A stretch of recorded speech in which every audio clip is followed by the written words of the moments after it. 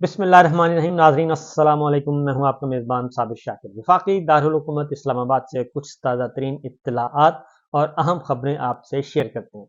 इस वक्त जो एक फेक हुकूमती ढांचा, सियासी ढांचा, हुकूमती निज़ाम जो कायम किया गया है, जो खड़ा किया गया है, उसकी बुनियाद फेक है, बुनियाद उसकी झूठ है, उसकी चोरी की बुनियाद पे है।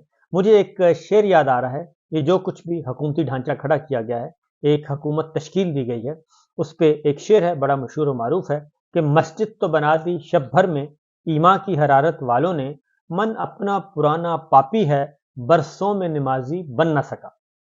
तो जिनके मन पापी हैं, उन पापियों को इकट्ठा कर दिया गया है और उन पापियों को इकट्ठा करके बना दी गई है एक हुकूमत, और हुकूमत खड़ी कर दी गई है। तो जब तक मन तब्दील नहीं होगा, उस वक्त तक आप सैकड़ों मसाजिद खड़ी कर दें और इबादत शुरू कर दें, जब तक मन सही नहीं होगा, आपका अंदर का इंसान ठीक नहीं होगा, उस वक्त तक आपके अमाल भी दुरुस्त नहीं होंगे। इसलिए जो मन, जिनके पापी मन वाले थे, वो सारों को इकट्ठा करके आपने हुकूमती ढांचा खड़ा कर दिया, और इसमें से कभी भी मुद्दतों मुद्दतों बाद भी कोई खैर बरामद नहीं होगी, क्योंकि इनका इरादा ही नहीं है पाकिस्तान को ठीक करने का। बाकी आप लोगों की मर्जी है, आप बाइख्तियार हैं, ताकतवर हैं और अक्ल कुल हैं, तो आप कोशिश करते जाइए। तो देखते हैं कि ये कोशिश कब बारावर होगी, और मेरा नहीं ख्याल कि ये बारावर होगी किसी भी सूरत में।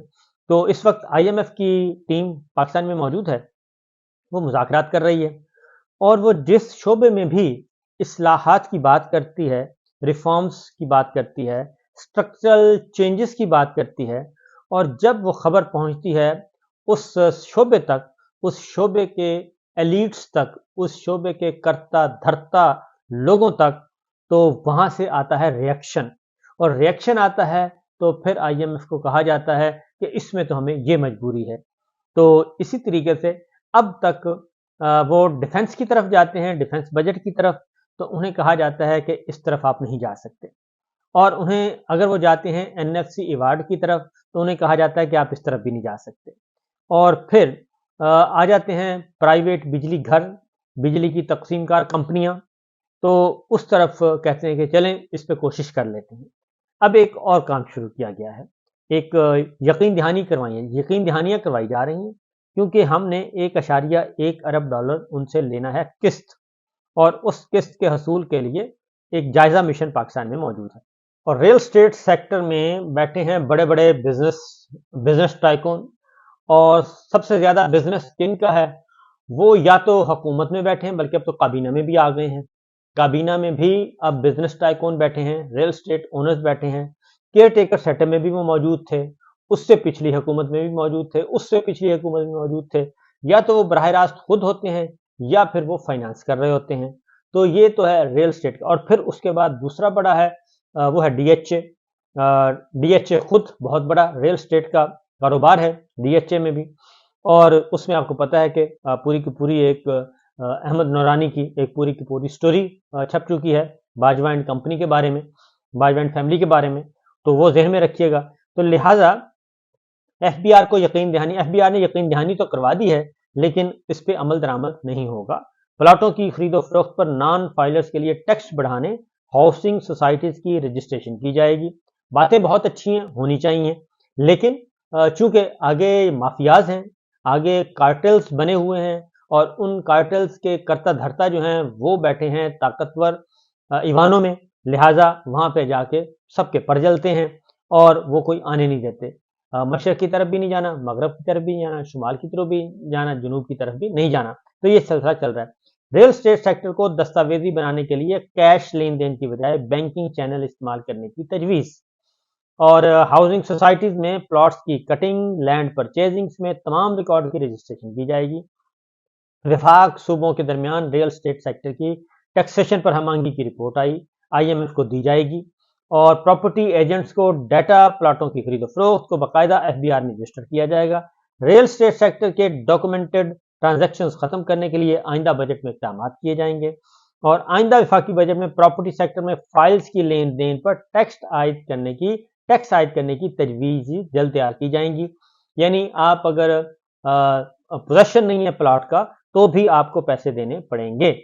और प्लॉट की खरीदो फरोख्त पर नॉन फाइलर्स के लिए 7% विद होल्डिंग और 4% गेन टैक्स आयद है। ये पहले से है। तो ये है सिलसिला जी, अब रियल स्टेट की तरफ आ गया है। तो रोजाना ये यकीन दहानियां करवाई जाती हैं और जब पीछे मुड़ के जाते हैं तो उस सेगमेंट का जो कार्टेल्स हैं वो आ जाते हैं, वो कहते हैं अब ये काम नहीं हो सकता।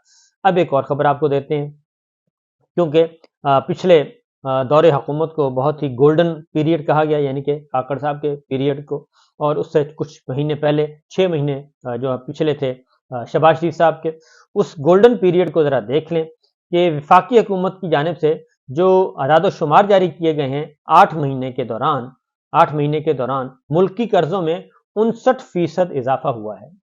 और ये मुकामी जरीदे की एक रिपोर्ट है कि स्टेट बैंक की ताज़ा तरीन अदाद शुमार के मुताबिक हुकूमत ने माली साल 2024 में जुलाई से फरवरी तक, यानी कि ये जो फरवरी खत्म हुआ है, जुलाई से फरवरी तक 3.395 ट्रिलियन रुपए का कर्जा लिया है। यानी कि 3 खरब बनते हैं ये 3.395 ट्रिलियन। पिछले साल के कर्जे लेने का मुवाजना करें तो गुज़श्ता साल इसी अरसे के दौरान मुल्की कर्जा 2.136 ट्रिलियन रुपए था, जो इस साल 59% बढ़कर 3.395 ट्रिलियन रुपया हो गया है। बजट के लिए कर्ज लेने में खातिर खा इजाफा, कर्ज की फराहमी में बहुत ज्यादा इजाफा है, जिसने इस मुद्दत के दौरान हदफ से ज्यादा महसूलात के मस्बत असरात को बढ़ा दिया है। फाइनेंस डिवीजन की रिपोर्ट के मुताबिक माली साल 2024 में जुलाई से दिसंबर तक सूद खर्च तकरीबन 4.2 ट्रिलियन रुपए था, और इस रकम में से 88% मुल्की कर्जों पर सूद था। और रवां साल जनवरी तक हुकूमत का कुल मुल्की कर्जा तकरीबन 43 खरब रुपए था। अब 88% मुल्की कर्जों पर सूद था, तो 88% जब कर्जों के सूद पर जा रहा हो तो हम कहां से तरक्की करेंगे। और ये मामला जो चल रहा है, रवां माली साल के दौरान 22% की पॉलिसी रेट की वजह से सूद की अदायगियों का हुजम बढ़ रहा है। हुकूमत बैंकों से 20% से 21% तक की शरहों पर कर्ज ले रही है, जिसकी वजह से मुल्की कर्जों में इजाफा हो रहा है। और अखराजात को माकूल बनाने की हुकूमत की कोशिश की वजह से फेडरल प्राइमरी सरप्लस 1.5 ट्रिलियन रुपए था, ताहम इस सरप्लस के बावजूद 2.7 ट्रिलियन रुपए का मालियाती खसारा बरकरार रहा। और वजारत खजाना के मुताबिक तकरीबन मालियाती खसारे के लिए तकरीबन 77% फाइनेंसिंग डोमेस्टिक सर्विसेज से, जबकि 23% बैरूनी जराए से हासिल की गई। और माली साल 2024 के पहले 8 महीनों में हुकूमत की तरफ से लिया गया कर्जा तकरीबन पूरे माली साल 2023 के कुल कर्जे के बराबर थी, जो कि 3.7 ट्रिलियन रुपए था, जबकि 2022 में मुल्की कर्जा 3.133 ट्रिलियन रुपए था। गुज़श्ता 7 महीनों के दौरान औसत अफरात ज़र की शरह तकरीबन 28.7% की वजह से स्टेट बैंक मतलूबा शरह सूद को कम नहीं कर सका, जिसके नतीजे में हुकूमत के पास 20-21% की शरह से घरेलू बॉन्ड्स के जरिए कर्ज लेने के सिवा कोई चारा नहीं था। तो ये है सिचुएशन जो कि हमें सुनाई दी जाती रही कि जी काकड़ फार्मूला बहुत अच्छा है, काकड़ सेटअप चलना चाहिए। ये काकड़ का और पिछले शहबाज गवर्नमेंट का ये 1 साल की कारकर्दगी है, जो कि मैंने आपके सामने रखी। और ये स्टेट बैंक की रिपोर्ट है, और ये वजारत खजाना की रिपोर्ट है, और ये FBR की रिपोर्ट है, किसी और की नहीं है। तो इससे आप अंदाजा कर सकते हैं कि कर्ज की पीते थे मैं और समझते थे कि हाँ रंग लाएगी हमारी फाका मस्ती एक दिन। अब ये सारा कुछ क्यों हो रहा है? इसलिए हो रहा है कि हमने पॉलिटिक्स को चलने नहीं देना, सिस्टम को चलने नहीं देना, और सिस्टम को कंट्रोल करना है। अदलिया को भी कंट्रोल करना है, मीडिया को भी कंट्रोल करना है, और हुकूमत को भी कंट्रोल करना है, सियासत भी खुद करनी है, सब कुछ हमने खुद करना है। और जो एक ऑर्गेनिक जो तब्दीली है उसको नहीं आने देना, और ड्राइंग रूम में बैठ के जो फैसले किए गए ये उसका खमियाजा है, क्योंकि पाकिस्तान की मईशत टेक ऑफ कर रही थी। 6.2% शरायत नमू में था, तरक्की की रफ्तार जो थी वो 6.2% थी। अब आते हैं जी, लेकिन हम इन सारी सूरत हाल में फिर उसी टीम को वापस लेके आए हैं। یہ جن کا میں نے آپ کو بتایا ہے، یہ وہی ٹیم ہے جو ہم اسی ٹیم کو واپس لے کے آ گئے ہیں، اسی ٹولے کو دوبارہ اقتدار میں لا کے بٹھا دیا ہے، اور ہم کہتے ہیں کہ جناب انہی کہ یہی آپ کو فلاح کی طرف لے کے جائیں گے، یہی ملک کو بحرانوں سے نکالیں گے جو ملک کو بحرانوں میں پھنسا کے گئے ہیں۔ تو بہرحال اس سے آگے بڑھتے ہیں جی، خبر ایئر چیف، جی ہمارے ایئر چیف جو ہیں ان کی ہو گئی ہے، انہوں نے ایکسٹینشن لے لی ہے، اور ان کی وفاقی حکومت نے ایئر چیف کی مدت ملازمت میں توسیع پر مشاورت وہ کہتے ہیں مکمل، لیکن خبر یہ ہے کہ ان کو 1 سال کی توسیع دے دی گئی ہے، اور air chief marshal Zaheer Ahmed Babar Sidhu کی مدت ملازمت میں 1 سال کی توسیع، اور یہ سمری بھجوا دی گئی ہے صدر مملکت کو اور زرداری صاحب کو، اور زرداری صاحب آپ کو پتہ ہے کہ وہ تو دیر نہیں کریں گے، وہ تو فوراً کر دیں گے، کیونکہ وزیر اعظم کی طرف سے ایڈوائس چلی گئی تو واپسی کا کوئی امکان نہیں ہے۔